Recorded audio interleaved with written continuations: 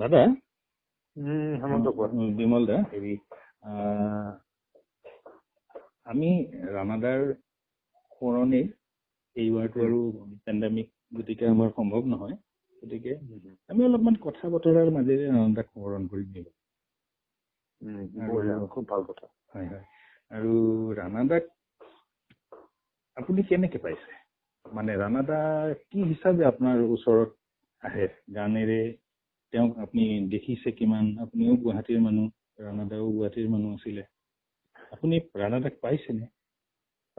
Actually ৰাণাদাক মই তেনেকে পোৱা নাই। সঁচা কথা ক'বলৈ গ'লে ৰাণাদাৰ মই প্ৰেমত পৰিছিলোঁ বহুত সৰুতে। মই তেতিয়া নগাঁৱত তেতিয়া মই খুব ক্লাছ 1-2 এনেকুৱাত পঢ়িছোঁ। তেতিয়া তেওঁ আগলি এই যিটো সেই গানটো মই তেতিয়া শুনিছোঁ। প্ৰথম বস্তু সেইটো ৰেকৰ্ডিং কৰি পেলাই তেখেতে ৰিলিজ কৰিছে। ইমান ধুনীয়া গান, সেই গানটো শুনিয়ে মই তেখেতৰ প্ৰেমত পৰিছিলোঁ। কি সুন্দৰ গান। তাৰপিছত তেখেতক মই ওচৰৰ পৰা তাৰমানে কেনেকুৱা এনেই তেখেতৰ প্ৰগ্ৰেম মই চাইছোঁ, বহু প্ৰগ্ৰেম। তাৰ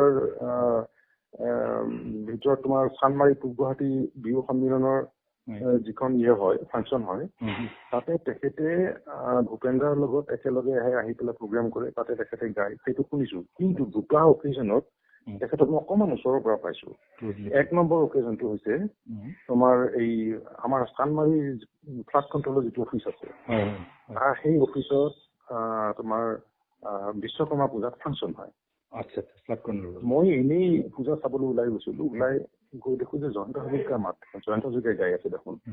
দৌৰাদৌৰিকৈ গৈ পেলাই মই ওচৰত থিয় হ'লো। হয়, তেখেতে হাৰমনিয়ামখন আৰু শংকৰ, তেখেত অঞ্জু দেৱীৰ শংকৰ দা, তেখেতে লিডাৰত তেখেত আছে। তো উদাত্ত কণ্ঠৰে গাইছে তেখেতে, প্ৰায় 5-6টামান গান গাইছে। মই একদম ওচৰৰ পৰা চাইছোঁ। বিশ্বকৰ্মা পূজা বৰ ভাল কথা। ইমান সুন্দৰ গাইছে। বেলেগ কোনো ইনষ্ট্ৰুমেণ্ট নাই? কোনো ইনষ্ট্ৰুমেণ্ট নাই, খালি তেখেতৰ হাৰমনিয়াম আৰু লিডাৰ এটা। মানে তেওঁ গাঁও বুলি গাইছে, ইমান মুদত গাইছে। প্ৰথম তেওঁক তাত দেখা পালোঁ। আৰু এবাৰ পাইছোঁ তেওঁক ওচৰৰ পৰা। তোমাৰ গম পাবা তুমি চানমাৰী যিটো চিটি বাছ ষ্টপেজ, এতিয়া সেউজী এপাৰ্টমেণ্ট যিটো হেৰিটো যে আছে ATM-টো, ATM-টো হয়। তো সেই সেউজী এপাৰ্টমেণ্টৰ লাইনতে সেইটো তোমাৰ প্ৰায় 75-76ৰ কথা কৈছোঁ মই তোমাক, 75 মানে হ'ব। তো ৰাতিপুৱা মই দিন বাৰটো মনত নাই, ৰাতিপুৱা মই তাতে ৰৈ আছোঁ। মোৰ জেঠাৰ ল'ৰাৰ তাতে এখন দোকান এখন আছে, ষ্টেচনাৰী দোকান এখন। তাত ঠাণ্ডাৰ দিন, মই ৰ'দটো আছোঁ, থিয় হৈ আছোঁ। এনেতে দেখোঁ স্কুটাৰ এখন, লেম্বেৰাটাৰ এখন নীলা লেম্বেৰাটাৰ এখন আহি পেলাই সেই সেউজী এপাৰ্টমেণ্ট, এতিয়া এপাৰ্টমেণ্ট নাই আৰু সেইবিলাক। তাত এটা গুমটি এটা আছিলে তোমাৰ পাণ দোকান এখন। তো তাতে এই লেম্বেৰাটাৰখন ৰখি দেখোঁ যে পিছফালে কুলদা আৰু স্কুটাৰ চলাইছে তোমাৰ জয়ন্ত হাজৰিকা, জয়ন্ত দা। দুইটা নামিলে, মই চাই আছোঁ দেই। দুইটা নামিলে 5 মিনিট কি 7 মিনিট মান আছে আৰু তামোল পাণ খালে আৰু খাই মেলি দোকানত আহিছে, দুইটা আকৌ ওলাই গুচি গ'ল। তাৰপিছত মই আজি কিছুদিন আগতে মই কুলদাক সুধিছিলোঁ দেই যে মই এনেকে তেতিয়া মই হেৰি পাছ কৰিছোঁ, মেট্ৰিক পাছ কৰিছোঁ বোধ কৰোঁ, এনেকুৱা নে মেট্ৰিক দিম এই ধৰণৰ। কুলদাক সুধিছোঁ, কুলদা আপোনাৰ মনত পৰে নে এনেকে দুইটা আহিছিলে, আহি পেলাই ৰাতিপুৱা তাত ৰৈছিলে, ৰৈ পেলাই আপুনি তাতে তামোল পাণ খাইছে, ৰাণাদাক চিগাৰেট এটাও খাইছে। গম পাইছোঁ। আমি জ্যোতি চিত্ৰবনৰ পৰা আহি আছিলোঁ। জ্যোতি চিত্ৰবনত কি আছিলে? জ্যোতি চিত্ৰবনত ডকুমেণ্টাৰী এখনৰ কাম চলি আছিলে। মই তাৰমানে ৰাতিপুৱাই গ'লো অফিচলৈ, গৈ অফিচৰ পৰা ঘৰলৈ নাহিলোঁ আৰু অফিচৰ পৰা বাহিৰে জ্যোতি চিত্ৰবন গ'লো। গোটেই ৰাতিটো জ্যোতি চিত্ৰবনত কাম হ'ল। ট্ৰান্সপৰ্টত কাম কৰিছিলে ট্ৰান্সপৰ্টত কৰিছিলে কুলদাই তো গোটেই ৰাতিটো তাতে ডকুমেণ্টাৰী কাম হ'ল হৈ ৰাতিপুৱা ঘূৰি আহোঁতে আমি তাতে সোমাইছিলো গতিকে মই সেই এটা দেখা সেইটো আজিও মোৰ মনত পৰে দুটা আপোনাৰ একদম ক্ল'জ আৰু এই মোৰ দুটা অকেজন তেখেতক মই তেনেকে ওচৰৰ পৰা পাইছো দাদা মই আৰু এটা কথা মোৰ এই মুহূৰ্ততে মানে কথাৰ সেইতে হেৰি হয় এটা কথা আপোনাৰ লগত পাতি ভাল লাগিব যে এই যে ৰাণাদাৰ গানবিলাক মই জনাত কুলদা সদায় লগতেই আছে হয়নে প্ৰায় লগতেই থাকে এনেহেন এটা মানে জানো যে চাইকেল এখন লৈ পাণবজাৰত যায় দুজনে উভতি আহে নিজৰ সেই ৰেকৰ্ডেড গানবিলাকো শুনিবলৈ যায় তেতিয়া ঘৰত বোলে আপোনাৰ একো ব্যৱস্থা নাই গতিকে এইবিলাক শুনি আছো আৰু আমি এতিয়াও দেখো কুলদাই গানকেইটা ৰাণাদাৰ গানবিলাক মানে সেই মানে গানৰ যিটো হোৱাৰ সৃষ্টিৰ সময়বিলাকত লগত আছেতো গোটেই ভিতৰে বাহিৰে গোটেই লিৰিকে চিৰিকে ইমান ভালকে জানে নিৰ্মল প্ৰভৱৰ্তলৈ তাত গৈছে একেলগে বহিছে একেলগে গানৰ হেৰি কৰিছে গতিকে আমাৰ কুলদাৰ ভিতৰত এই গানবিলাকৰ হেৰি মানে কুলদাই যিখিনি পাৰে বেলেগে বোধহয় নোৱাৰে মোৰ এনেহেন ভাৱ হয় যে গানটোত ভুলটো আঙুলিয়াই দিবলৈ যে হেমন্তৰ এইটো গান এই এনেকেহে গাব লাগে এনেকুৱাহে আচলতে এইটো গান এনেকে হৈছিল অমুকে সৃষ্টি কৰিছিল অমুক জেগাত সেই হেৰিত কি কয় ক'ত এটা ৰুম আছিলে তাত চাইকেলৰ দোকান এখন আছিল তাতে বহি এইটো গান হৈছিল তাতে সেই হীৰেণ দা আহি পেলাই হীৰেণ ভট্টাচাৰ্য এইটো গানৰ লিৰিক দিছিলে গতিকে এই পাণবজাৰৰ কলিতা হোটেলৰ তাতে সি এই লিৰিকটো লিখিছিল গতিকে এই গোটেইবিলাক মানে বহুত বিষয় আচলতে মানে কুলদা কিছু পৰিমাণে অলপ ৰাণাদাৰ গীতৰ অভিধান যেন লাগে কথা পাতিব তেনেকুৱা লাগে হয় হয় হয় হয় হয় কুলদা অকমান জয়ন্ত ৰাণাদাৰতকে বয়সত অকমান ডাঙৰ অলপ ডাঙৰ তথাপিও বন্ধুজনী আছিলে 3-4 বছৰমান ডাঙৰ হ'ব গতিকে কুলদাৰ এছ'চিয়েশ্যনটো আছিলে খুব বেছি ক্ল'জ আছিলে অলপ ভাগ্য যেন পাওঁ তাৰমানে সেই যে ছাৰক যে আমি এজন হেৰি হিচাপে পাওঁ মানে সদায় যিকোনো কথাতেই কাষত যাব পাৰো যিকোনো কথা পাতি ল'ব পাৰো খুব হয় হয় আমি খুব ফৰ্চুনেট যে জয়ন্তদাৰ লগত ৰাণাদাৰ লগত কুলদাৰ ইমান ক্ল'জ এছ'চিয়েশ্যন এটা আছিল আৰু সেইজন মানুহ আমাৰ লগত আছে তুমিতো জানা তুমি আৰু মই একে ক্লাবৰে আমাৰ সুৰতীৰ্থৰ আমি সদস্য দুয়ো মই আপোনাক পাইছো আপুনি কুলদাক পাইছে কুলদাই মোক পাইছে এই এটা সুৰতীৰ্থটো আৰু কথা কবই নালাগে সুৰতীৰ্থই আমাক বহুত হেৰি দিছে সুবিধা দিছে আমি খুব ভাগ্যৱান আটাইতকৈ সৰু হলেও মোৰ ভালেই লাগে হয় হয় দাদা আৰু ৰাণাদাৰ বিষয়ে কিবা ক'বনে ৰাণাদাৰ বিষয়ে ক'বলৈ গ'লে ৰাণাদা এনেকুৱা এজন আৰ্টিষ্ট এনেকুৱা এজন ছিংগাৰ হিচাপে মই কৈছো ৰোমেণ্টিক ভইচ এই ধৰণৰ ৰোমেণ্টিক ভইচটো মই দেখা নাই কাৰো মানে গানটো ইমান সুন্দৰ মিঠা কিবা এটা থাকে মই বুজাব নোৱাৰো তেখেতে কেনেকে আনে তেখেতে প্ৰনাউন্সিয়েশ্যনত আনে নে তেখেতৰ ভইচৰ টোনেল কোৱালিটি তেনেকুৱা কিবা নে তেখেতৰ কম্পজিশ্যনবোৰ তেনেকুৱা মই ভাবো গোটেইবোৰৰে সংমিশ্ৰণত তেখেতৰ এটা এনেকুৱা এটা ৰোমান্টিচিজমৰ এটা এনভাইৰনমেণ্ট ক্ৰিয়েট কৰে গানটোত যে সেই বস্তুটো মই বেলেগ আৰ্টিষ্টৰ ভইচত মই নাপাওঁ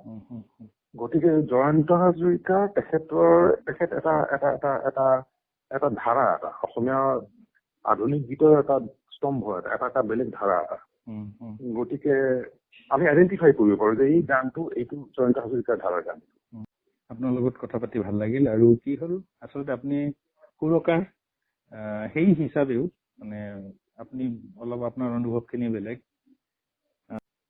ভাল লাগিল দাদা হয় থেংক ইউ so much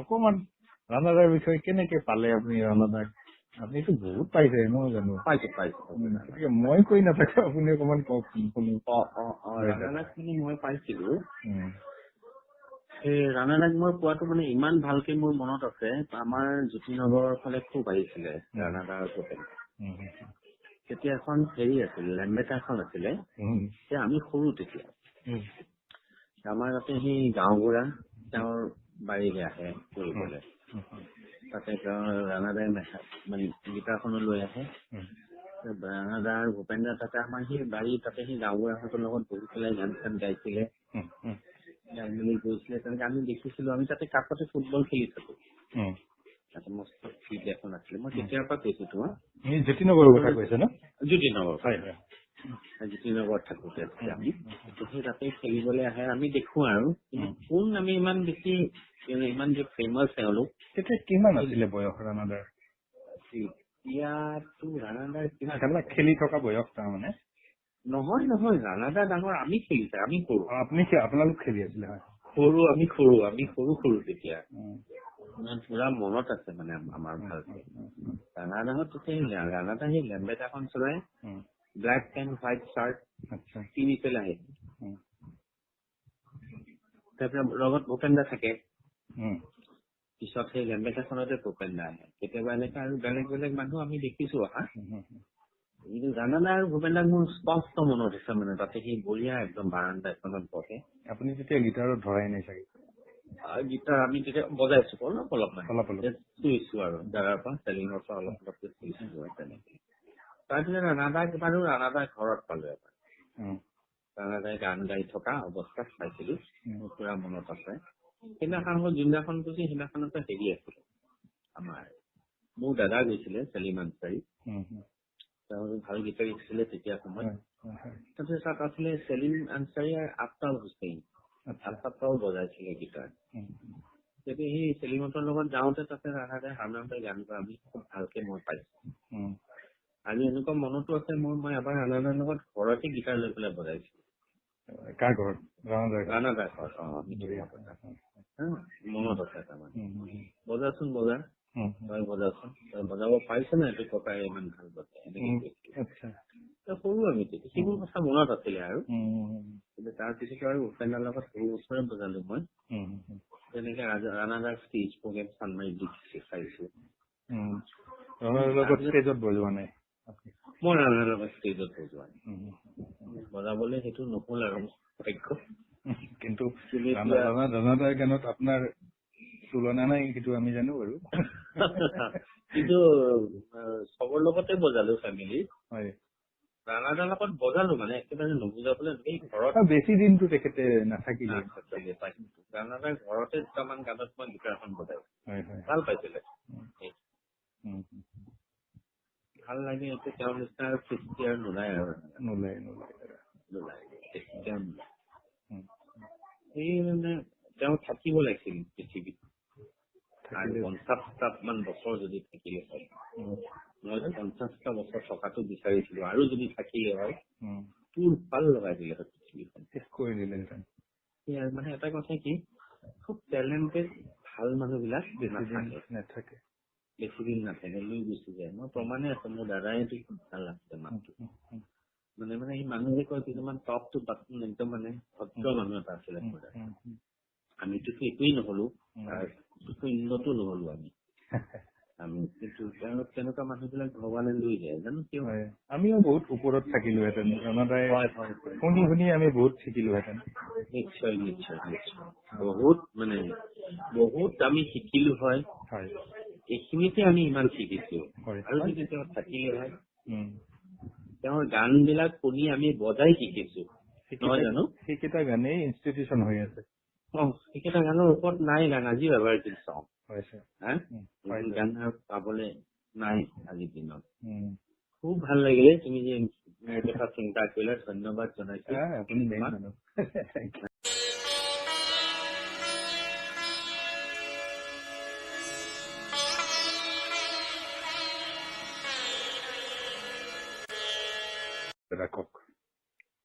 আচলতে আমি জয়ন্ত হাজৰিকাৰ সৰুতে গান শুনিছো আমি স্কুলত থকা দিনৰ পৰাই জয়ন্ত হাজৰিকাটো বুলি ক'লে নামটোৱে চবৰে চিনাকি নামটো পোৱাৰ লগে লগে চবে দৰদী শিল্পী হিচাপে আমি যিটো গম পাওঁ দৰদী শিল্পী বুলি ক'লে এক নম্বৰত আমাৰ জয়ন্ত হাজৰিকা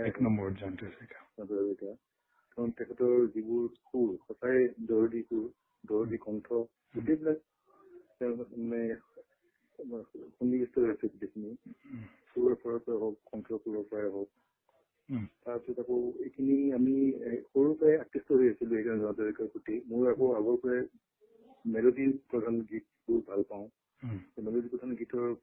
জয়ন্ত হাজৰিকাক প্ৰথম স্থান দিছিলোঁ। সেইকাৰণে জয়ন্ত হাজৰিকাৰ প্ৰগ্ৰেম য'তেই পাওঁ তাতে আমি চাব গৈছিলোঁ। এনেকে মিছ নকৰোঁ আৰু গুৱাহাটীতে যদিও থাকোঁ, যেতিয়াই প্ৰগ্ৰেম হয়, যিকোনো প্ৰগ্ৰেম আমি জয়ন্ত হাজৰিকা থকা বুলি গম পালে আমি গৈ এনেকে নহওক গান শুনিব যাওঁ আৰু তেনেকে গান আমি প্ৰতি বছৰে শুনিছোঁ। বিশেষকৈ বিহুৰ সময়ত আগতে বিহুত আমাৰ বিশিষ্ট শিল্পী বুলি ক'লে জয়ন্ত হাজৰিকা, ভূপেন হাজৰিকা, ৰীত দত্ত, খগেন মহন্ত এই ধৰণৰ আৰ্টিষ্টসমূহ থাকে বিশেষকে। আজিকালি যুগৰ কথাটো বেলেগ, তেতিয়া আমি যিখিনি পাইছিলোঁ আৰু জয়ন্ত হাজৰিকাৰ গান আমি পালে আমি ৰাতি দেৰি হ'লেও আমি ৰৈ পেলাই হ'লেও শুনাৰ কাৰণে আগ্ৰহেৰে বাট চাই থাকোঁ। তেনেকুৱা এটা প্ৰগ্ৰেমৰ কথা আমি মোৰ মনত আছে, শেষ যিটো প্ৰগ্ৰেম আমি চাইছোঁ জয়ন্ত হাজৰিকাৰ, মই যিটো মই চাইছিলোঁ শেষ প্ৰগ্ৰেম, এইটো সৰুমুখৰ বিহু চলি আছিল। 77 কথা, ছেপ্টেম্বৰ ঢুকাইছে, এপ্ৰিলৰ বিহু।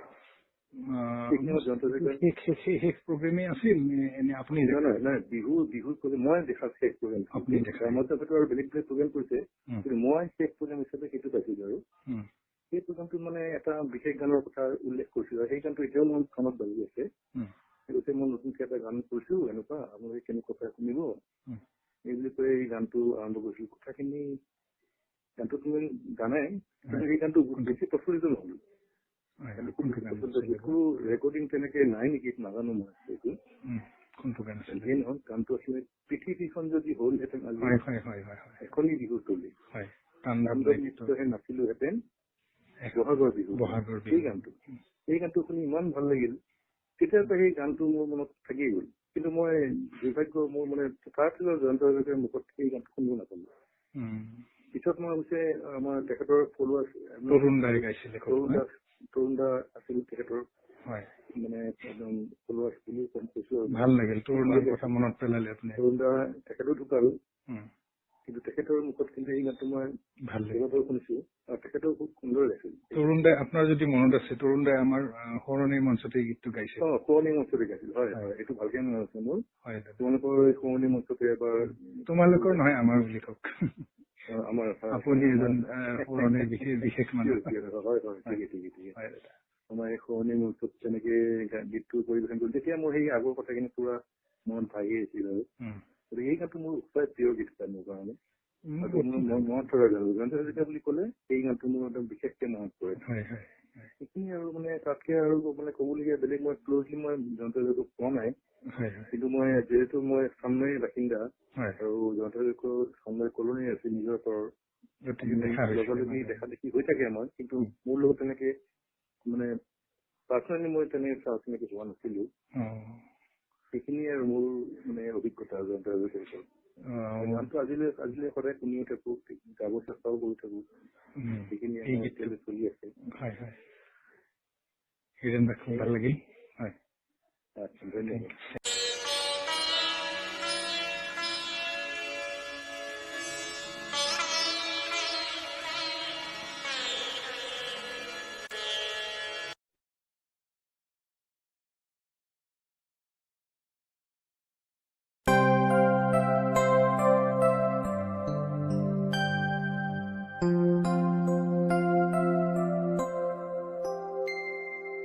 সাৰ পাম মই পুতি নিশাতে নিয়ৰ যেতিয়া সৰে,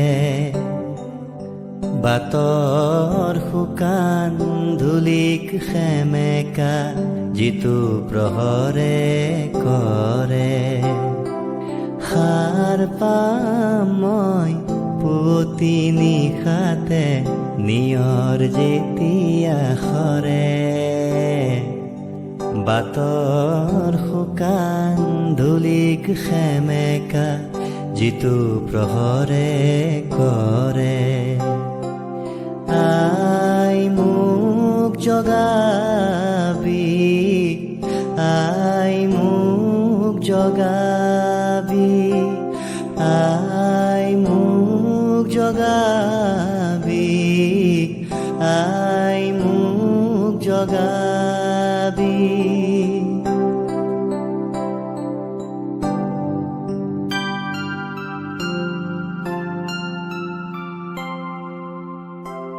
মই চাব খোজো হেঙুলি বেলিয়ে এন্ধাৰ কেনেকে নাখে ফুলাৰ মন্ত্ৰ কেনেকে সিঁচে কুসুমৰ কাষে কাষে উদং বতাহৰ বুকু কেনেকে মিঠা সুবাসেৰে ভৰে সাৰ পামই পুতি নিশাতে নিয়ৰ যেতিয়া সৰে বাটৰ শুকান ধূলিক সেমেকা যিটো প্ৰহৰে কৰে আই মোক জগাবি আই মোক জগাবি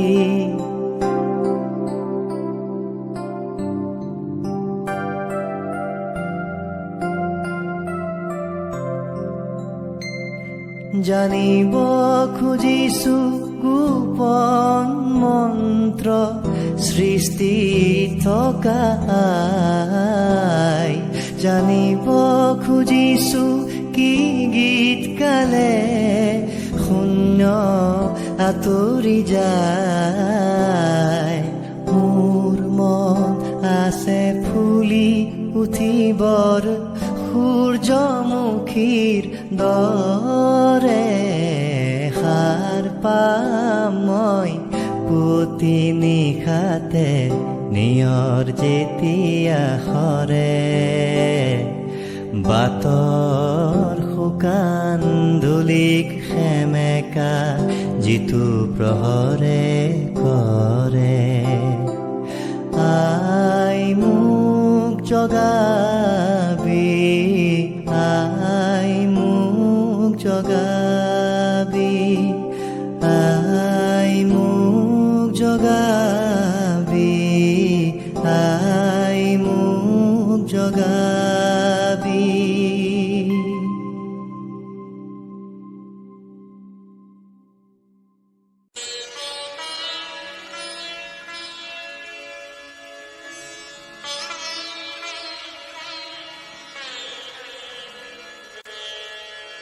প্ৰসেনজিৎ বন্ধু প্ৰসেনজিৎ তোমাৰ ৰাণাদাক কিয় ভাল লাগে ৰাণাদাৰ গীত কিয় ভাল লাগে এক মিনিট কোৱাচোন ৰাণাদাৰ গীতবোৰৰ যিবোৰ সুৰ যিটো সুৰ সেই সুৰবোৰ অন্য গীতৰ লগত নিমিলে আৰু থ্ৰয়িং যিটো তেখেতৰ কণ্ঠটোতো কথা কবই নালাগে ভগৱান প্ৰদত্ত কণ্ঠ তেওঁ অতি সুন্দৰ কণ্ঠ তাৰোপৰি তেওঁৰ প্ৰতিটো শব্দৰ যিটো থ্ৰয়িং অতি সুন্দৰ অতি স্পষ্ট তুমিতো গান বিলাক গোৱাই আজি যিটো হটো হয় ফুটে দয়েৰেতো দয়েৰে ফুটিব কথাবোৰ তেনেকুৱা তাৰমানে সেইকাৰণে শুনি ভাল লাগে আৰু চন্দ্ৰবিন্দু য'ত আছে চন্দ্ৰবিন্দুৱে ফুটিব নাসিকা উচ্চাৰণটো আৰু আৰোহণ অৱৰোহণৰ ক্ষেত্ৰত অকমান স্পেচিয়েল এফেক্ট দিয়ে তেওঁ মধু মালতী গানটোত সেইটো ধৰা পৰে সেই বস্তুটো মানে অৱৰোহণটো তেনেকে অৱৰোহণ নোৱাৰিব বা আৰোহণটো তেনেকে কৰিব নোৱাৰিব যিটো ক্লাছিকেল ষ্টাইলত তেওঁ নাযায় ক্লাছিকেল ষ্টাইলত নিজস্ব ষ্টাইলত যায় সেইখিনি বস্তু আছে তেওঁ গীতবিলাকত বাকী যিবোৰ গীত গাইছে যিবোৰ লিৰিক্স আছে সেই লিৰিক্সবোৰতো স্বনামধন্য মানুহবিলাকে লিখা জীৱনভৰা বৰলাঘাটে লিখা অতি সুন্দৰ এইবোৰ চ' সেইকাৰণে ভাল লাগে আচলতে আনৰ লগত নিমিলে আৰু তেওঁ বোধহয় যেতিয়া জীয়াই আছিলে এটা গীত গাওঁতে তেওঁ বহুত মানে সাৱধানতা অৱলম্বন কৰিছিল যথেষ্ট সাৱধানতা অৱলম্বন কৰিছিল যেন ভাৱ হয় এইখিনিয়ে কথা মোৰ ফালৰ পৰা দেখে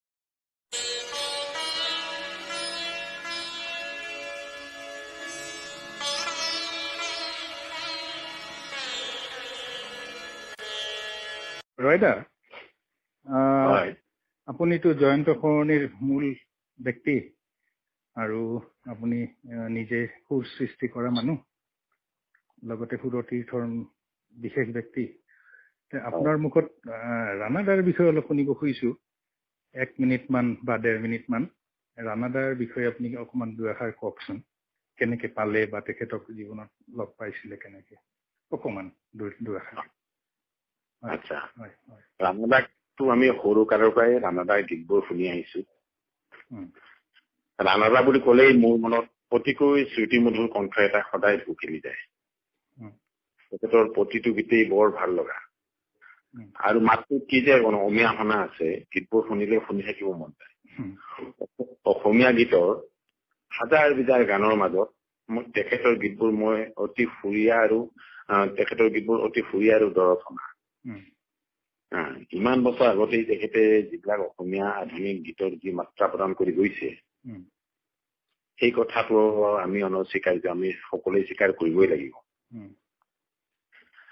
মোৰ এটা বৰ পুৰণি দিনৰ স্মৃতি এটা মনত আছে। মই তেখেতৰ 1977 চনৰ 77 ঢুকাইছিল। সেই চনৰ মে মাহত কোনোবা এটা তাৰিখত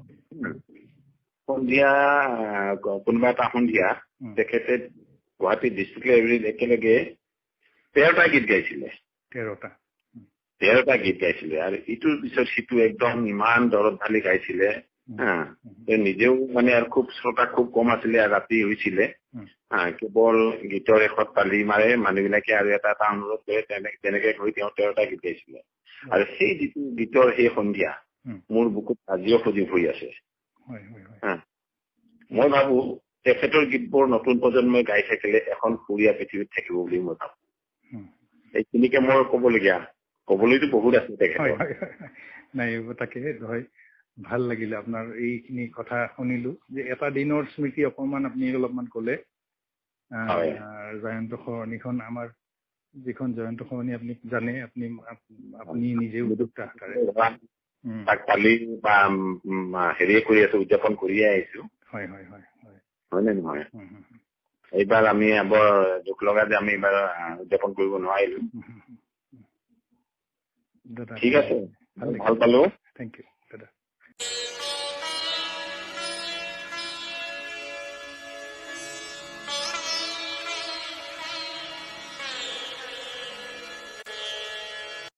তেনেহলে সেই বন্ধু,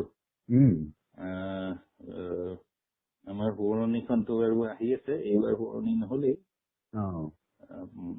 বতৰৰ পৰিস্থিতি যেনেকুৱা পেণ্ডেমিকৰ কাৰণে। তাকে এতিয়া আমি এইবাৰ অকমান কথা বাৰ্তাৰেই ভাবিছো কিবা এটা কৰো। ৰাণাদাৰ গীতৰ সাধক হিচাপে আপোনাৰ পৰা দুই এষাৰ শুনোচোন। ৰাণাদাক আপুনি কেনেকে ভাবে, কেনেকে আপোনাৰ জীৱনত ৰাণাদাৰ প্ৰভাৱ কেনেকুৱা, আপুনি আপোনাৰ মতে কওকচোন। কেনেকে আপুনি ৰাণাদা আপোনাৰ জীৱনত কেনেকুৱা স্থানত থাকে?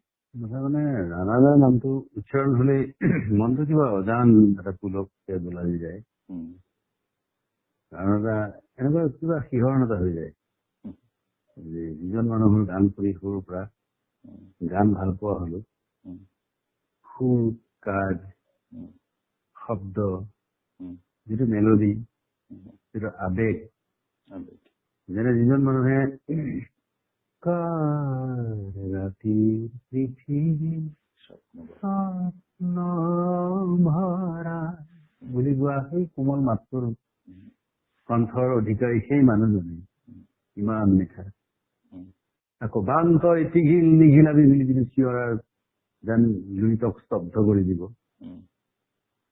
এই ইমান মানে ইমান বৈষম্য নহয়, ঠিক ইমান কি মানে ইমান ভাৰ্চেলি, ইমান অন্য ভিন্ন প্ৰকাশ, মানে আচৰিত। এই জয়ন্ত হাজৰিকাই জানে আজি কেইবাটাও দশক জুৰি অসমীয়া জনমানসক এই মায়াবী এটা হেৰিৰে আবদ্ধ কৰি ৰাখিছে। এইটো ডাঙৰ প্ৰতিভা। ভাবিলে আচৰিত লাগে না? তেওঁ যেতিয়া প্ৰথম কমাৰ্চিয়েল গান গাইছিলে 18 বছৰত মই কি আছিলো মই ভাবি চাওঁ। তাৰমানে মই হাৱাই নাপাওঁ তেতিয়া সংগীত এই ধৰণৰ এটা ৰাণাদাৰ যিটো ডেডিকেশ্যন, কিন্তু আমিতো ইমান অবোধ আছিলো, একো বুজিয়ে নাপাওঁ এইবিলাক। মেট্ৰিক পৰীক্ষা দি পেলাই গৈছিলে ৰেকৰ্ডিং কৰি এই সময়তে ৰাণাদাই যিটো মায়াশ্ৰী বৰকটকীৰ কৃষ্ণচূড়া আৰু নিৰ্মল প্ৰভাৱৰ আগলি বতাহে যি গাইছে, মই হাৰমনিয়ামলৈ গাবলৈ চেষ্টা কৰো।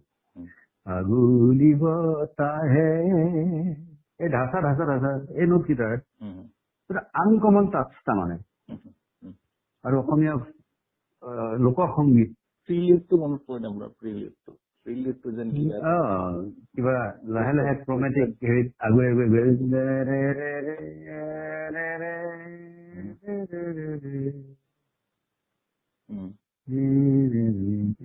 পিছৰখিনি পাহৰিছো, এনেকুৱা আছিল প্ৰায় তেনেকুৱা। এই ভাৱটো মানে আনি দিয়ে, শুকান আগলি বতাহৰ যিটো পুৰুঙা মনটো প্ৰিলিডটোতে আহি যায় বা তেনেকুৱা। দিনে দিনে ৰাণাদাৰ গান কিন্তু ভাল পোৱা হৈছে আৰু জনপ্ৰিয় হৈ গৈ আছে। আপুনি মানে খেয়াল কৰিছে চাগে। আৰু ইণ্টাৰেষ্টিং, কোনোতো গানেই কিমানবাৰ শুনিলেও হিচাপ নাথাকে, প্ৰতিবাৰ শুনোতে ইমান নতুন হৈ থাকে না, গাব নোৱাৰো যেন লাগে নে? ভূপেন দাই যাক কৈছিলে দুৰ্দান্ত বালক, ভূপেন দাৰ ভাষাত। আৰু প্ৰতিবাৰে আপুনি গোৱাৰ পিছত ভাব হয় নে আপোনাৰ যে মই ভালকে গাব নোৱাৰিলো? একেবাৰে এটা মানে অপৰাধ বোধ এটা আহে, মই কিয় নোৱাৰিলো গাব ভালকে।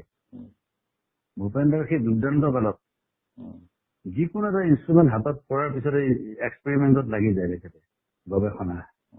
আৰু বস্তুটোৰ পাৰফেকশ্যন আঙুলিত নাহালৈকে তাৰ ৰুমৰ পৰা ওলাই নাহে বোলে, নিজৰ কথাত আবদ্ধ হৈ যায়। আৰু তাৰপিছত আঙুলিৰ যিটো ষ্ট্ৰক দিব, মানুহ মানে অসম্ভৱ ধৰণে আচৰিত হৈ যায়। কিন্তু এটা কথা মোৰ দুৰ্ভাগ্য, এই মানুহজনক মই পোনপটীয়াকে মোৰ সংস্পৰ্শত বা সান্নিধ্যত নাপালো। যিয়ে হওক, মঙলদৈত এটা ভাল লাগে, আপোনালোকৰ গৌৰৱ কৰিবলৈ এটা হেৰি আছে, থল আছে। মঙলদৈত জন্ম আছিলে 43 চনৰ 20 ছেপ্টেম্বৰ দিনটো। কিন্তু মানুহজনক কায়িকভাৱে ইমান ক্লজলি নাপালেও আমাৰ গানৰ কিন্তু এটা অদেখা, এটা অঘোষিত এটা লিডাৰ, এটা মানে গান আৰু জীয়াই থাকিলে আমিও বহুত উন্নত হলো।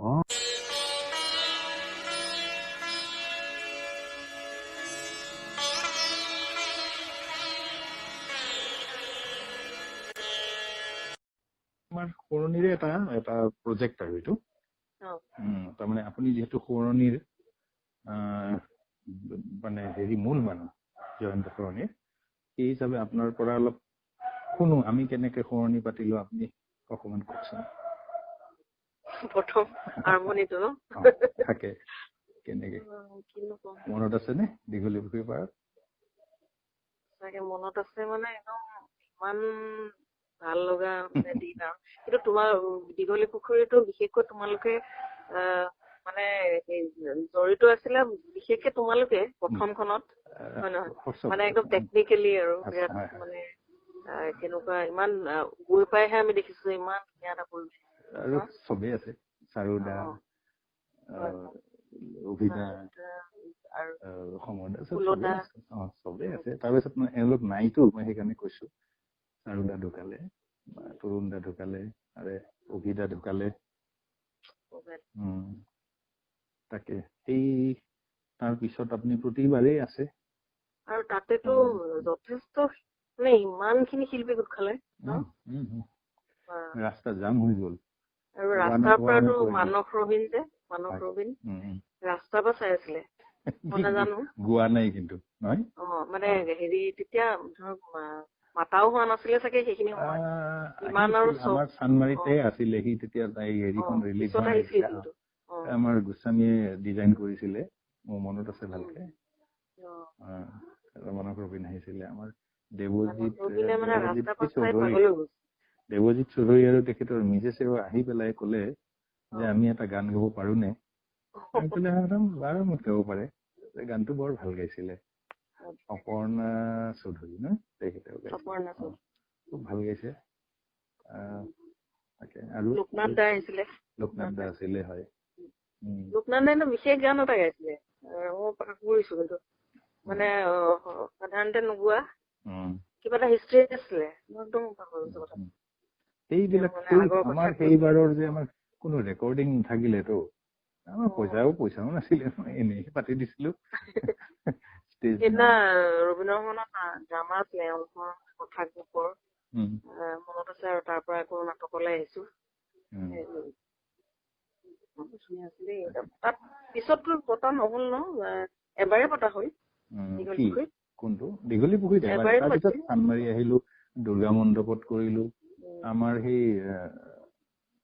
বিমলৰ পিছফালৰ পেচেজটোত কৰিলো। বিজুদা যে আহিছিলে, এইটো সেই মাজৰ বিজুদা আহিছিলে, আপুনি আছিলে ষ্টেজত। পূজা মণ্ডপৰ আপোনাৰ ভিডিঅ'টো আছে ইউটিউবত। আছে। আৰু তাৰ পিছৰটো পূজা মণ্ডপৰটোও ভাল হৈছিল খুব। সেইদিনা আমি একো ফিল্ডখন নাপালো। তাৰপিছত ফিল্ডত পতা দিনবিলাকতো বেছি ভাল লাগে বাৰু, তাত মানুহ বেছি হয়, অলপ আহল বহল হয়। আৰু ৰাণাদাৰ গীত আপুনি প্ৰতিবাৰেই গাইছে। আপুনি কাৰ ৰাতিৰ পৃথিৱী গাইছে? নাই, মই বাৰে বাৰে কওঁ বেলেগ এটা লম। আপুনি আৰম্ভণিতে ময়ে মনত পেলালো, পিছত গৈ আপুনি এৰিব নোৱাৰা হ'ল। আচলতে আপোনাক চবে কয় চাগে সেইটো গানত এবাৰ অৱনীদাই চাইছিলে ফিল্ডত হওঁতে, অৱনীদাইতো বিৰাট একদম ভাল পালে আৰু কৈছে যে তুমি মই যে ৰেডিঅ'ৰ অডিশ্যন নিদিওঁ সদায় চবে কৈ থাকে আপগ্ৰেডৰ নিদিলোৱে আৰু আজি আকৌ তুমি অডিশ্যন দিয়া, মানে গ্ৰেডৰ অডিশ্যন দিয়া, এইটো গান লোৱা। হেৰি অৱনী ৰঞ্জন পাঠক, এইটো গান লোৱা তুমি, কিবা এটা ভাল পায় আৰু এতিয়া গ'ল আৰু ভইচ নাই। নহয়, তথাপিও ভাল, সেইবিলাক ভাল লগা স্মৃতি। আৰু ৰাণাদাৰ গানত এইবাৰ বাৰু আমি এনেকেই পাতিছো, অকমান কথা পাতিলো আপোনাৰ লগত। মৰণিটো আমি এই সুৰটো ৰাখি দিম বুলি ভাবি বোলে মৰণিৰ মানুহখিনিৰ লগতো কথা পাতো অলপমান। বাইদেউ থেংক ইউ। ঠিক আছে, মই ফোন কৰিম আৰু। নাই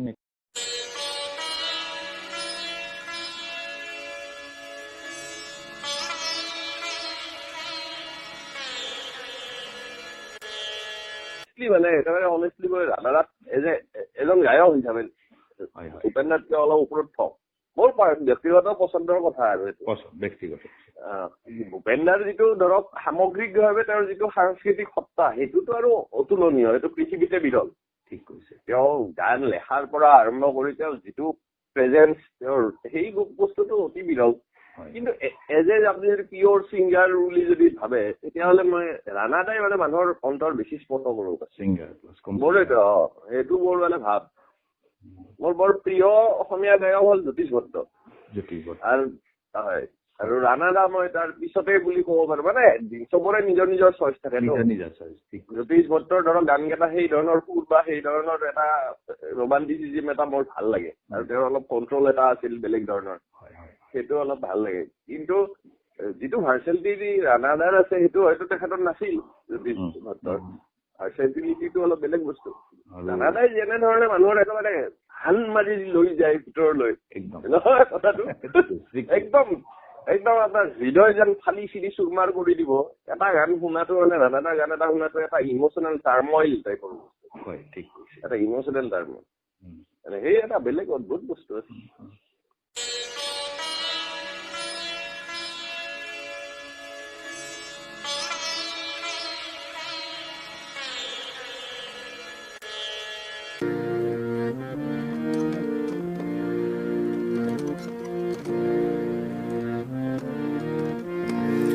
আপোন হাতে ঘৰ ভাঙিলি ও ঘূৰি, আপোন হাতে ঘৰ ভাঙিলি ও ঘূৰি, আৰু তই কিহৰ আশাত ফুৰিছ ঘূৰি,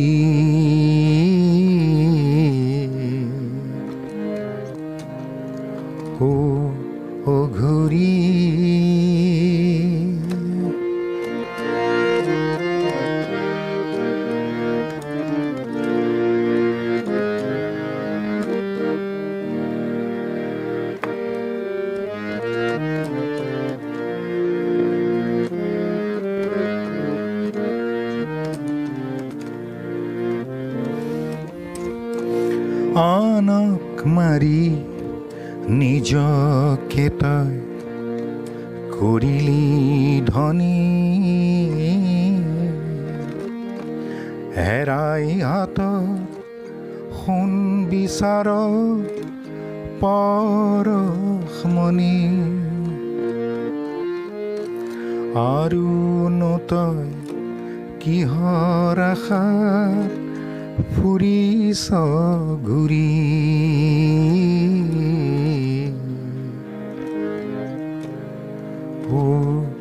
ও ঘূৰি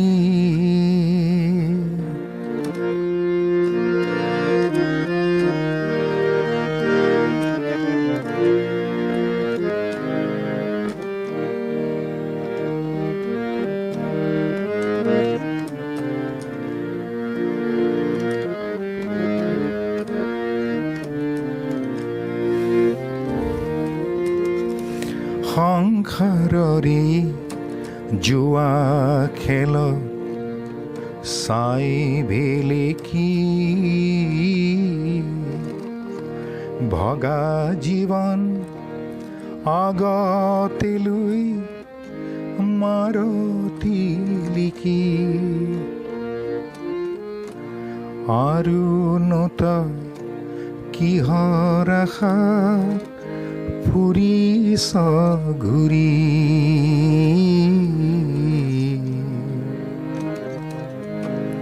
ও ঘূৰি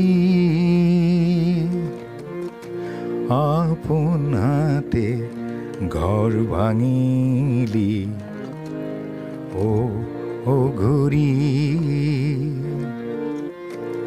আৰু নতই কিহৰ আশাত ফুৰিছ ঘূৰি